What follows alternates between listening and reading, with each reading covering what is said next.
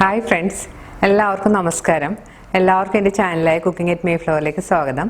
ഇന്ന് ഞാനിവിടെ തയ്യാറാക്കാൻ പോകുന്നത് ഒരു ചിക്കൻ മുളകിട്ടതാണ്. ഇത് വളരെ ടേസ്റ്റി ആയിട്ടുള്ളൊരു കറിയാണ്. നമുക്ക് വളരെ പെട്ടെന്ന് ഉണ്ടാക്കിയെടുക്കാൻ പറ്റുന്നതാണ്. ഇത് നമുക്ക് ചോറിൻ്റെ കൂടെയും ചപ്പാത്തിയുടെ കൂടെയും പൊറോട്ടയുടെ കൂടെയും നെയ്ച്ചോറിൻ്റെ കൂടെയൊക്കെ വളരെ നല്ല കോമ്പിനേഷനാണ്. നിങ്ങളും ട്രൈ ചെയ്ത് നോക്കി കമൻ്റ് ഇടാൻ മറക്കരുത്. എൻ്റെ ചാനൽ ആദ്യമായി കാണുന്നവർ സബ്സ്ക്രൈബ് ചെയ്യാനും അതിനടുത്ത് കാണുന്ന ബെല്ലൈക്കൻ ക്ലിക്ക് ചെയ്യാനും മറക്കരുത്. എന്നാൽ മാത്രമേ ഞാൻ എൻ്റെ വീഡിയോസിൻ്റെ നോട്ടിഫിക്കേഷനൊക്കെ നിങ്ങൾക്ക് കിട്ടിയില്ല. ഇനി നമുക്ക് ഈ ചിക്കൻ മുളകിട്ട് ഉണ്ടാക്കാൻ തുടങ്ങാം.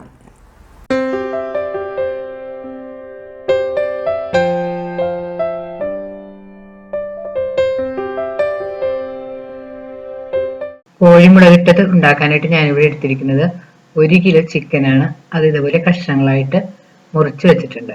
ഇനി വേണ്ടത് കാശ്മീരി ചില്ലിപ്പൊടി, മല്ലിപ്പൊടി, മഞ്ഞൾപ്പൊടി, ഗരം മസാലപ്പൊടി, കുരുമുളക് പൊടി. കറിക്കായിട്ട് ഞാൻ കാശ്മീരി ചില്ലിപ്പൊടിയാണ് ഉപയോഗിച്ചിരിക്കുന്നത്. നിങ്ങൾക്ക് കൂടുതൽ എരിവ് വേണമെന്നുണ്ടെങ്കിൽ സാധാരണ മുളക് പൊടിയും കൂടി കുറച്ച് ഉപയോഗിക്കാം.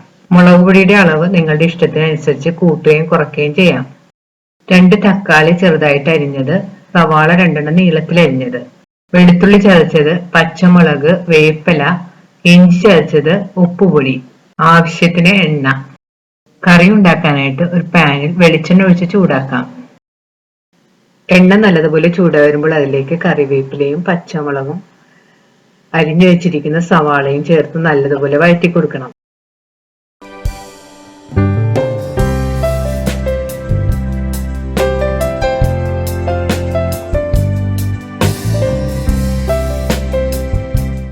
സവാള ഒരു 2 മിനിറ്റ് നല്ലതുപോലെ വഴറ്റിയതിന് ശേഷം അതിലേക്ക് ഇഞ്ചി ചതച്ചതും വെളുത്തുള്ളി ചതച്ചതും ചേർത്ത് നല്ലതുപോലെ വഴറ്റി കൊടുക്കണം.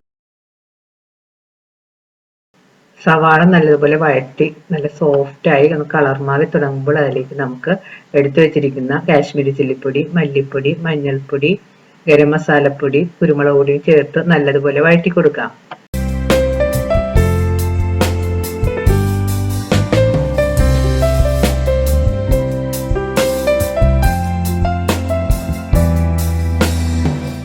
ഇവയുടെ പച്ചമണം ഒന്ന് മാറി വരുമ്പോൾ അതിലേക്ക് അരിഞ്ഞു വെച്ചിരിക്കുന്ന തക്കാളിയും കൂടി ചേർത്ത് നല്ലതുപോലെ വഴറ്റി കൊടുക്കണം.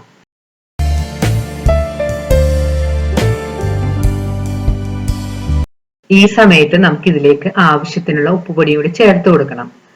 ഞാൻ വീഡിയോ പിടിക്കുന്ന സമയത്ത് ഉപ്പിടുന്ന ഭാഗം ഷൂട്ട് ചെയ്യാനായിട്ട് മിസ്സായി പോയതാണ്. നിങ്ങളപ്പോൾ ഉപ്പിടുന്ന കാര്യം വിട്ടുപോയത്. ഈ സമയത്ത് ഉപ്പ് ചേർത്ത് കൊടുക്കണം.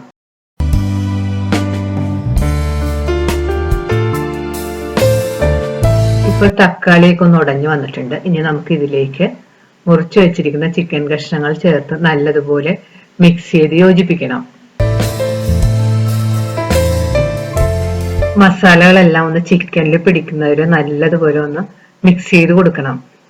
ഇപ്പോൾ മസാലയെല്ലാം ചിക്കൻ കഷ്ണങ്ങളിൽ നന്നായിട്ട് പിടിച്ചിട്ടുണ്ട്. ഇനി നമുക്ക് പാൻ ഒന്ന് മൂടി സ്റ്റവ് ഒരു മീഡിയം ഫ്ലെയിമിൽ വെച്ച് ഒരു 5 മിനിറ്റ് കുക്ക് ചെയ്യണം.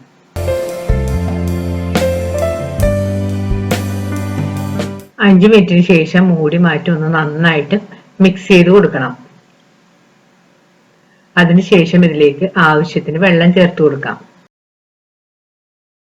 ഞാനിവിടെ 1 കപ്പ് വെള്ളമാണ് ഈ കറിയിലേക്ക് ചേർത്തിരിക്കുന്നത്. വെള്ളം ചേർക്കുന്നത് നിങ്ങളുടെ ഇഷ്ടമനുസരിച്ച് ചേർക്കാം. ഇപ്പൊ വേവ് കൂടിയ ചിക്കനൊക്കെ ആണെങ്കിൽ കുറച്ച് വെള്ളം കൂടുതൽ ചേർക്കാം. നമുക്ക് ഗ്രേവി കൂടുതൽ വേണമെന്നുണ്ടെങ്കിലും വെള്ളം 1 കപ്പ് വരെയൊക്കെ ഉപയോഗിക്കാം. ഇനി നമുക്ക് പാൻ മൂടി ചിക്കൻ കുക്ക് ചെയ്യാം. ഇടയ്ക്കിടയ്ക്ക് മൂടി മാറ്റി ഒന്ന് ഇളക്കി കൊടുക്കണം.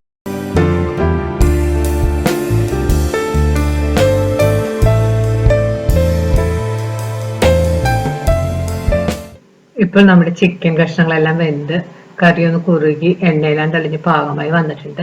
ഇതിലേക്ക് നമുക്ക് കുറച്ച് കറിവേപ്പില ഇട്ട് കൊടുക്കാം. ഇപ്പൊ നമ്മുടെ കറി പാകമായി കഴിഞ്ഞാൽ നമുക്ക് സ്റ്റവ് ഓഫ് ചെയ്ത് മാറ്റി വെക്കാം.